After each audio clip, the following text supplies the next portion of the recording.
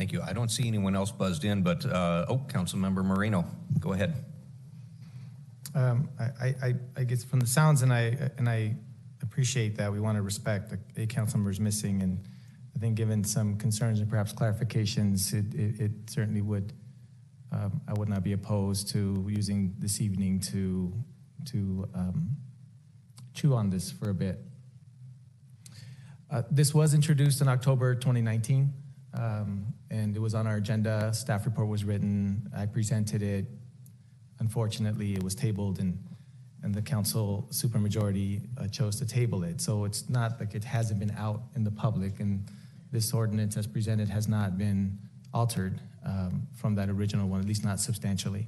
So all of us have stated, whether we were on council or not, that we pay close attention to what happens at City Hall, that we pay attention closely to the workings of our government.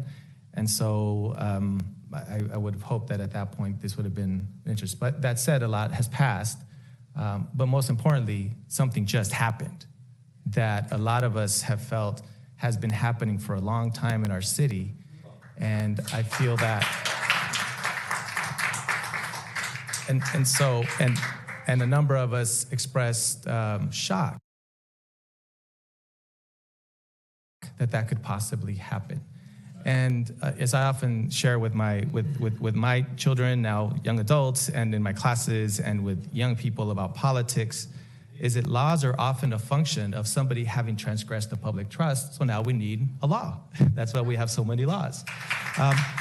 So it's very clear that what just transpired, and we don't even know if that's all of it yet, colleagues. That's the other piece. We don't know if it's all of it quite yet. But I'll tell you now, based on the report card, Mayor Pro Tem O'Neill, I do not want to be city ranked 14th out of 34. We wouldn't say that about our police department. We wouldn't say it about our fire department. We wouldn't say it about community services. We wouldn't say it about anything. So I'm not satisfied being middle of the pack. We always have prided ourselves in Anaheim as leading, innovating, and building on a public trust that right now is in crisis. So that said, I do want to live up to things that I've said before, Councilmember Fessel, about being whole as a council with Mr. Diaz. But I do want to share with you, colleagues, some data. And whether it's 12 months or 6 months, I just want to remind you the essence of this law is that if someone has a financial interest in our city and they gave you money to be elected, in the public side, that's suspect. So it allows 12 months. It allows two things, which is why, for me, it's 12 months. One, the Levine Act says preceding 12 months already. So 12 months is not radical. It says preceding 12 months, you cannot have received a contribution. I'm just saying forward 2 months, 12 months, because perhaps someone didn't contribute to them, but now they voted for it. So guess what? Harry Sadu was going to ask for $1 million if he got this deal done. So the seduction is so great during election periods that I think it imperative for me that it's 12 months, but I'm open to more conversation about that, Councilman Fessel. Is 6 months enough? I don't know. The other part about the second piece of 12 months is it allows the council, frankly, to gel. It allows us to gel because we know that our votes are based on an ideological perspective, philosophical, pragmatic, economics, that we think it's the best thing. It allows us to gel, or future councils to gel as a body, rather than what happened to us, frankly. The moment Mayor Sadu was elected, he called for a special meeting within 2 days of being elected, put a $1.7 million contract out to build an emergency homeless shelter. Who got the $700,000 contract to build or renovate that building? The president of the board of the Chamber of Commerce. Right. Within 2 days. So that's why and so that created for me a huge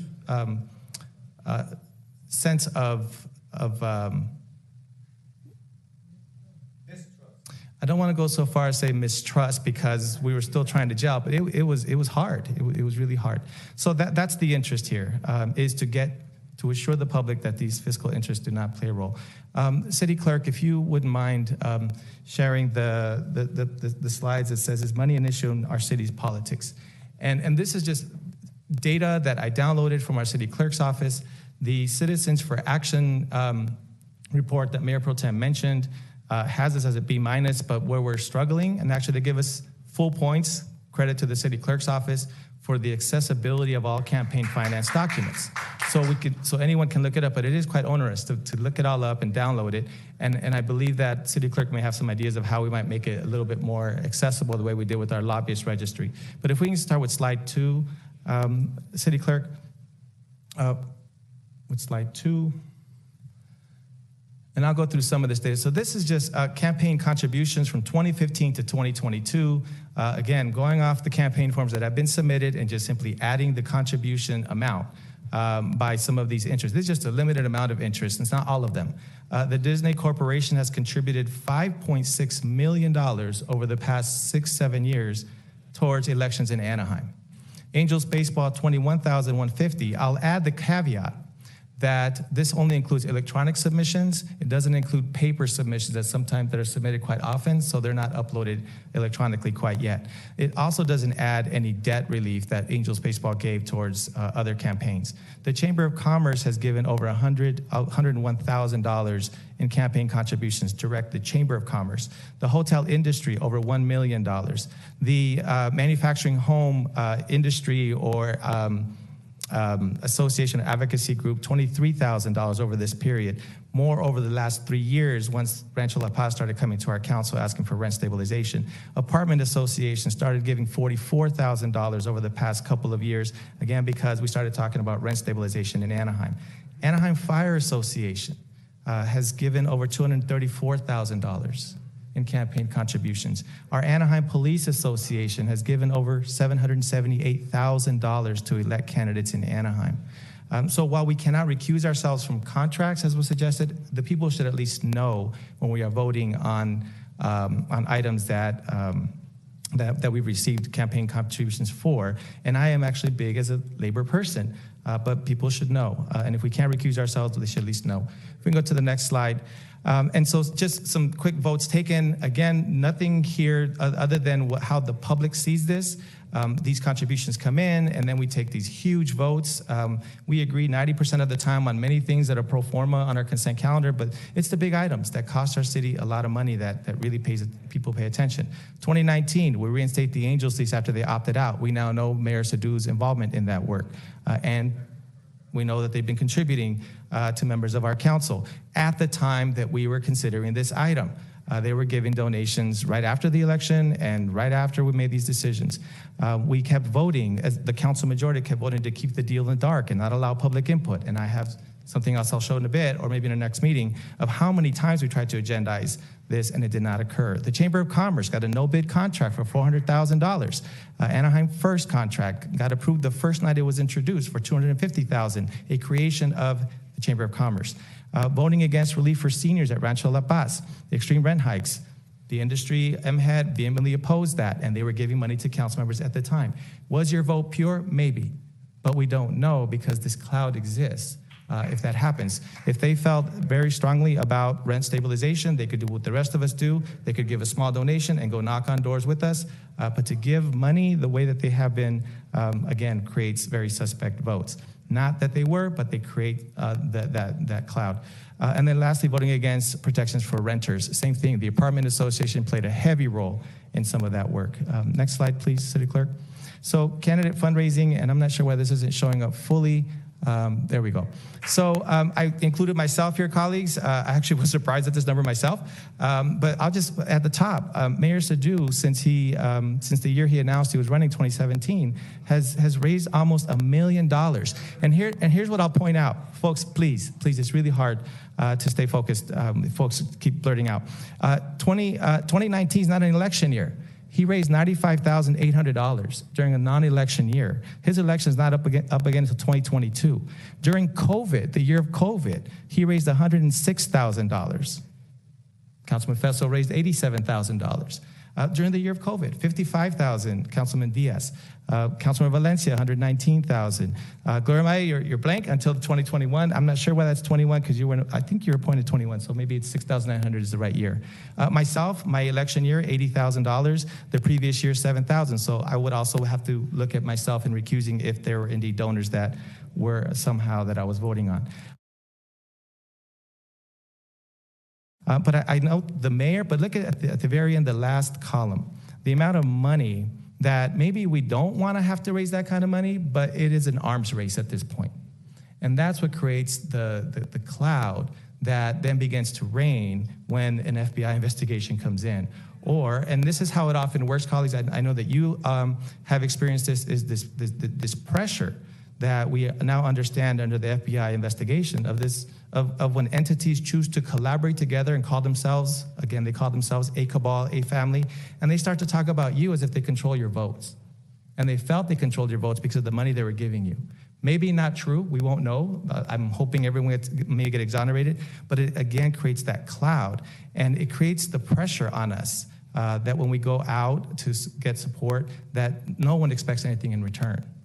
Whatsoever. I've also heard, as I mentioned at our last meeting from folks that we contract with, that some of them say, I give a lot of money to some of these folks, but I don't call them to give them money. They call me to say, hey, did you want to talk about, or their campaign fundraisers will call and say, hey, it looks like you have some business of interest in the city. You know, you could meet the council member at their fundraising event in 2 weeks at Morton Steakhouse.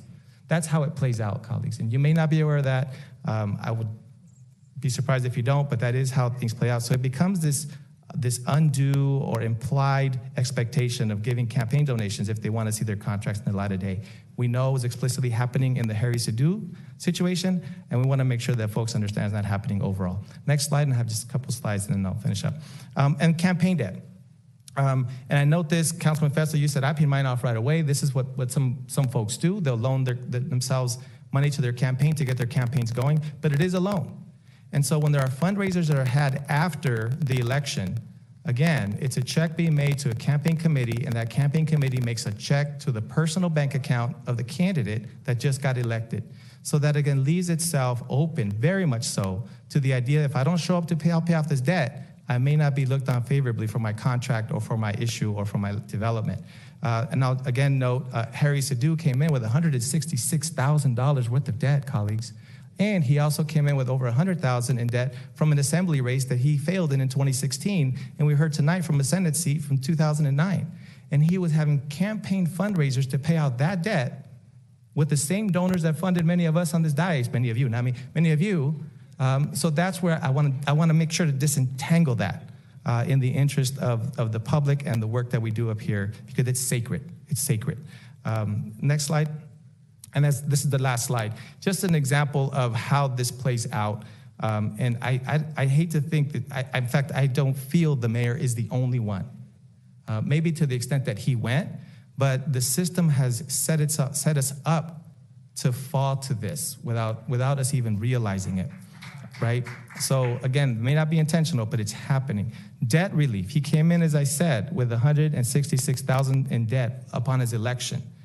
November 7th through December 31, but this happened after the election, he had already received $32,700 to pay off his debt. He was getting personal checks into his bank account to pay off his debt from donors who have business in the city. And then he paid off $65,000 the first 6 months of 2019, the first 6 months of his term. That's when we were negotiating the Angels deal. And by the way, the Angels deal is not only about the Angels, it's all the developers that were going to make money developing that land with Artie Moreno. So there's a lot of other interests involved there.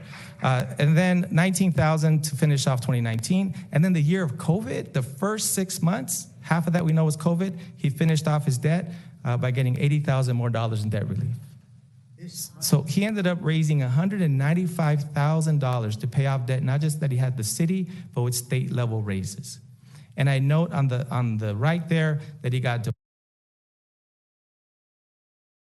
donations right at the time that he was agendizing us to do things about the Angels deal, reinstate their deal, their lease, from the executives of Angels Baseball. And SOAR. And some of us at this dais have sat on that SOAR PAC and advisory group. That's what I'm trying to disentangle, colleagues. So that's why this is urgent. So that's it for this. So that's why this is urgent. But I want to respect if you all feel that it's important that Councilman Diaz is here. If you want to chew on this a little bit, the 12 months is there to allow us to gel together and to allow a distancing from these contributions. That's why it's important. That's why it's important to have the 12 months, because we already have the previous 12 months as outlined in the Levine Act.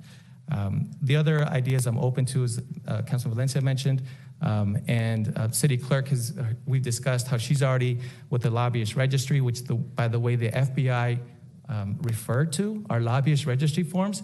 They referred to those forms, thanks to the City Clerk's ability to put them accessible out there, to note how Jeff Flint was sidestepping our law.